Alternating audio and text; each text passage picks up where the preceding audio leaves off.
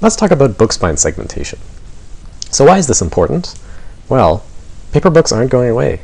Ebooks have been a thing for 15 years, and humans still like holding tactile books and keeping them around. And for example, being a librarian is a full-time job. So how can we make dealing with paper books and organizing them and categorizing them more efficient?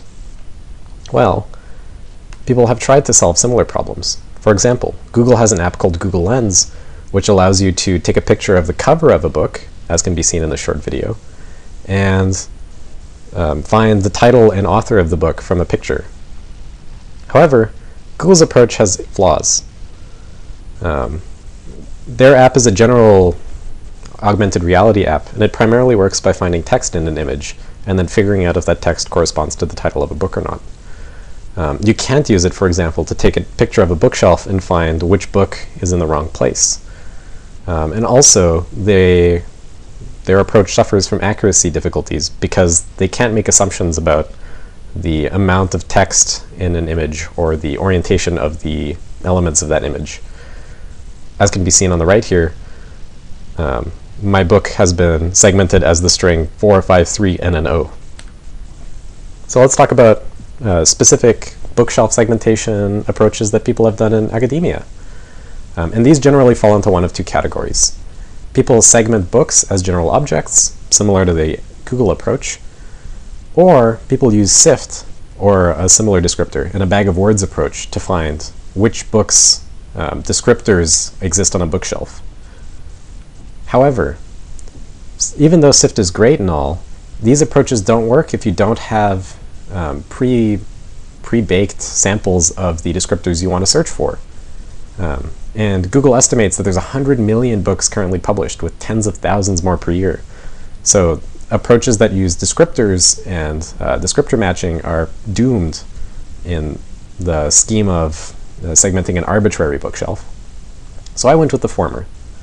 I used primarily Huff transforms and fully convolutional networks, and I used two key facts. The fact that bookshelves are axis aligned, they primarily go up and down, and the text is also primarily up and down. And they're covered in axis-aligned books, which have text and no text anywhere but on the books. So the first step is to make sure that our image is actually axis-aligned. Because a human's taking an image, they could add a little bit of rotation. And so we can just use canny edge detector and Huff voting to rotate the image to the point at which it's vertical. Once we have a vertical image, we can use a fully convolutional neural network to find a text saliency map. That is, we can find which pixels in the image correspond to text. As can be seen here, the model I use is called East, suffers from accuracy problems in the tilted version, but after our Huff transform, it easily finds the titles and authors of these books. Next, we could find the horizontal book edges using another Huff transform and canny edge detect cycle. And we can assume that because our books are axis aligned, that book edges will be gaps between lines that have been Huff voted. In particular, we can also cut off lines that are intersecting text, because our problem domain is that book spines are upright and text does not go across book spines.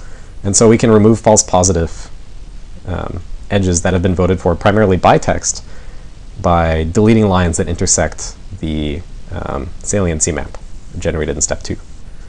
Next, we can use a little bit of geometry to find a homomorphism from the original image, which might not have had parallel lines, to a rectangle. And from these rectangles, we can extract text using the saliency detector with the 4 major orientations. So we just rotate it 4 times by 90 degrees and find the saliency map across all text orientations. And we can extract the text from it.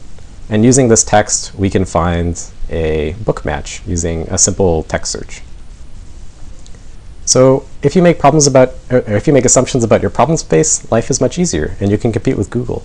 And in fact, because of the popularity of these approaches, they're all available in OpenCV, and you could easily make this an Android app if you wanted to further develop the idea.